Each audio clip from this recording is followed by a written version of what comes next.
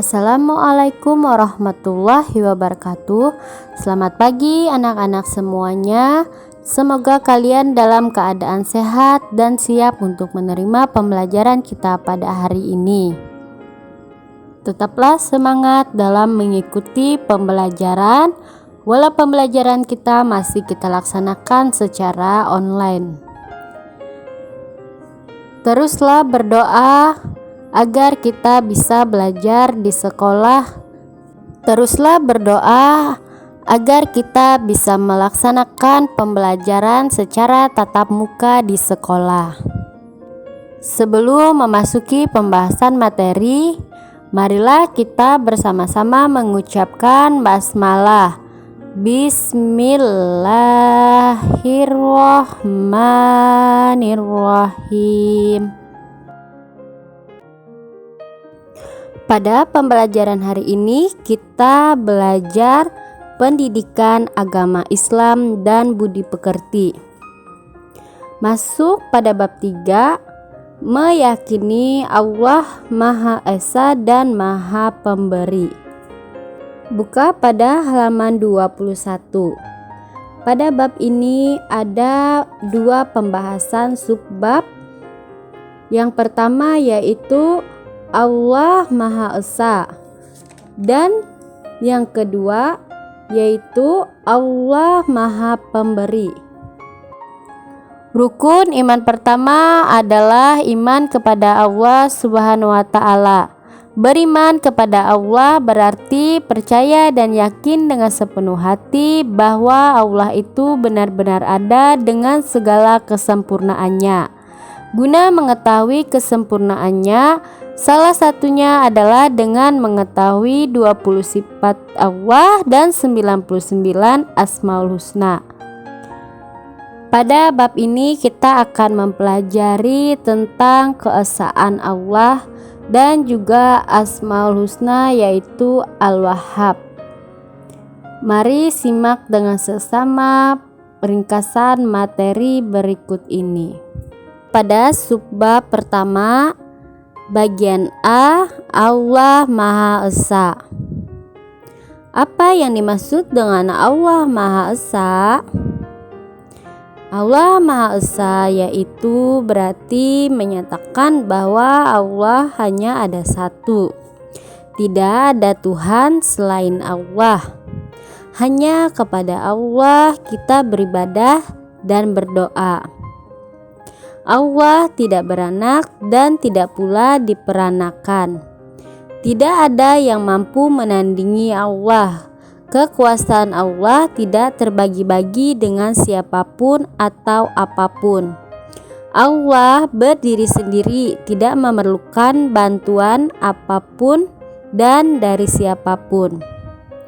Allah Maha Esa disebutkan dalam firman Allah sebagai berikut.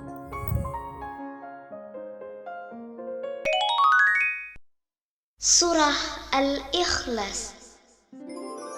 Bismillahirrahmanirrahim.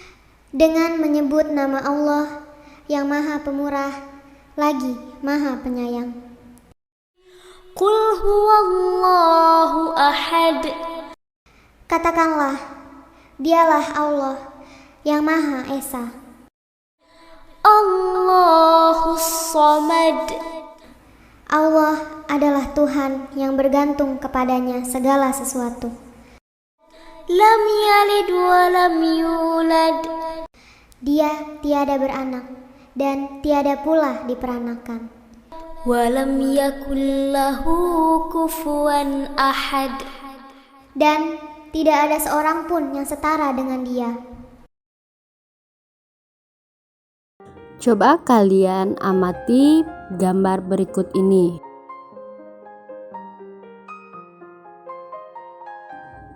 Dari gambar tersebut, apa yang kalian lihat?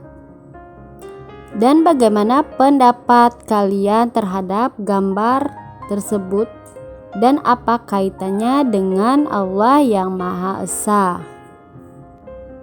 Dapat kita lihat pada gambar tersebut, di situ seseorang sedang melakukan sujud. Sedangkan kaitannya orang sujud tersebut dengan pembahasan kita yang Allah Maha Esa ialah di situ dinyatakan bahwa hanya Allah yang wajib kita sembah. Hanya Allah tempat kita berlindung. Hanya Allah tempat kita meminta pertolongan. Kita tidak boleh menyembah selain Allah. Orang yang menyembah selain Allah disebut dengan musyrik. Adapun perbuatan menyekutukan Allah disebut dengan syirik. Syirik termasuk dalam dosa besar. Orang yang melakukan syirik tidak akan diampuni dosanya oleh Allah. Kita harus menyembah hanya kepada Allah. Selalu ucapkan basmalah sebelum melakukan pekerjaan yang baik dan ucapkan hamdalah jika sedang mendapatkan nikmat dari Allah. Kita juga harus selalu bertawakal kepada Allah saat mendapat musibah, karena Allah tempat bergantung dan tempat kita meminta pertolongan. Masuk pada subbab kedua, bagian B, Allah Maha Pemberi. Pada pembahasan ini termasuk dalam salah satu Asmaul Husna, yaitu Al-Wahhab, yang artinya Maha Pemberi. Allah Subhanahu wa Ta'ala menciptakan makhluk yang ada di muka bumi ini, dan Allah pula lah yang mengaturnya, juga memberikan karunia kepada semua makhluknya. Semua itu bukti bahwa Allah adalah Al-Wahhab, yaitu Maha Memberi. Allah Subhanahu wa Ta'ala memberi tanpa diminta. Allah selalu memberi yang dibutuhkan oleh makhluknya. Contohnya, Allah sudah memberikan kita nafas, tubuh yang sehat, badan yang sempurna, memiliki kaki, tangan, mata, dan lain-lain. Itu bukti Allah sebagai Al-Wahhab, yaitu Maha Pemberi. Allah selalu memberikan segala sesuatu tanpa batas. Misalnya kayak bernapas tadi, Allah tidak pernah membatasi nafas kita. Misalnya dari pagi hanya sampai sore, terus malamnya Allah nggak beri nafas. Nah, itu salah. Allah selalu memberi segala sesuatunya tanpa batas. Dan Allah juga memberi tanpa mengharap imbalan. Coba lihat makhluk-makhluk yang ada di sekeliling kita. Semua mendapat karunia dari Allah. Allah memberikan kehidupan agar kita bertakwa dan mengikuti segala perintah Allah serta menjauhi segala larangan Allah. Allah tidak pernah mengharapkan balasan dari pemberiannya. Berikut ini adalah bukti keyakinan bahwa Allah Maha Pemberi. Yang pertama, memberikan sesuatu kepada orang lain yang membutuhkan. Yang kedua, ikhlas memberi orang lain tanpa mengharap pujian maupun imbalan.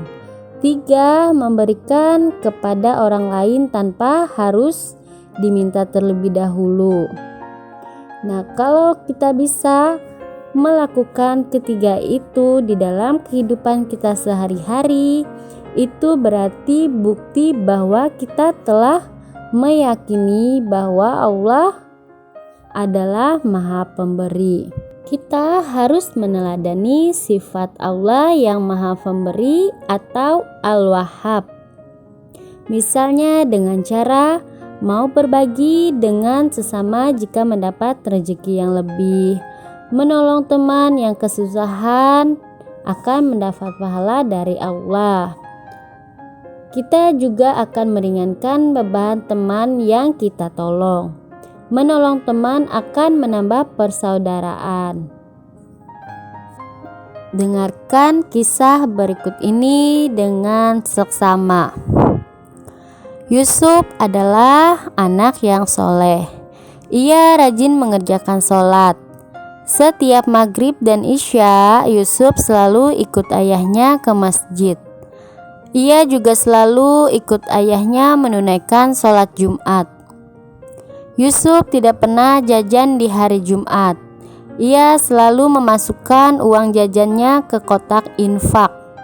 Yusuf sangat senang melakukan hal tersebut. Yusuf berasal dari keluarga yang kecukupan. Setiap hari ia diberi uang saku oleh ayahnya. Yusuf meyakini Al-Wahhab. Ia selalu meyakini bahwa Allah Maha Pemberi. Yusuf juga meneladani sifat Allah tersebut dalam kehidupan sehari-hari.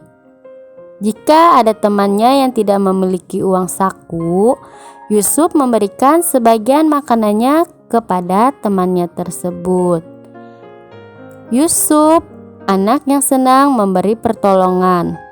Yusuf selalu membawa 2 buah pensil ke sekolah.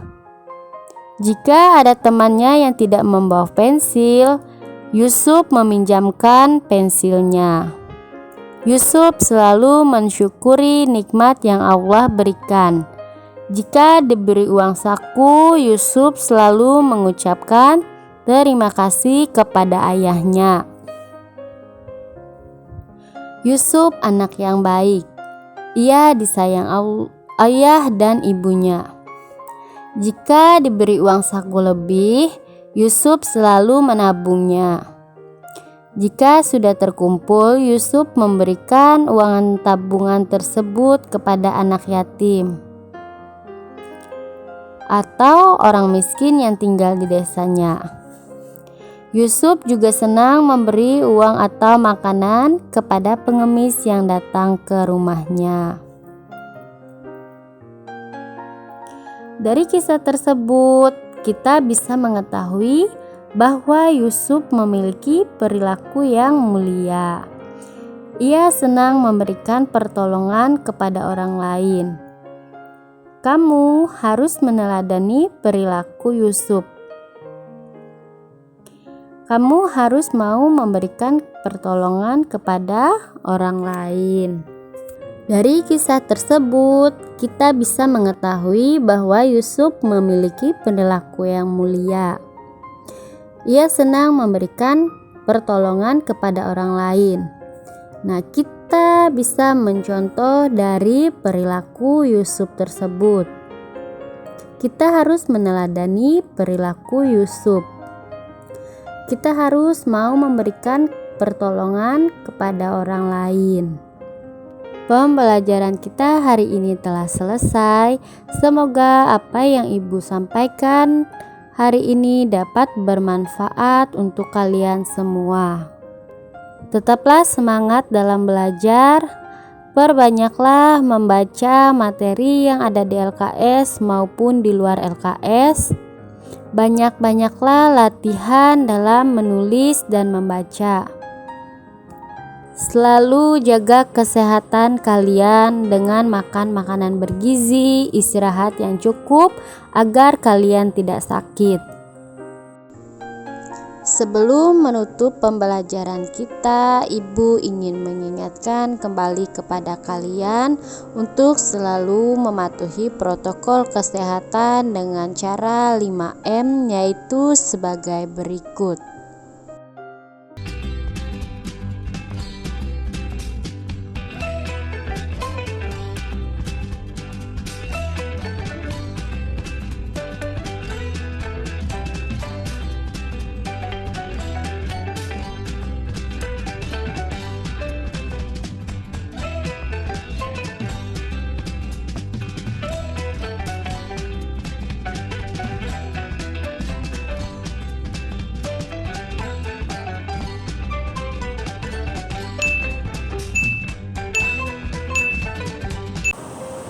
Kita akhiri pembelajaran kita pada hari ini dengan mengucapkan hamdalah. Alhamdulillahirabbil alamin. Wassalamualaikum warahmatullahi wabarakatuh.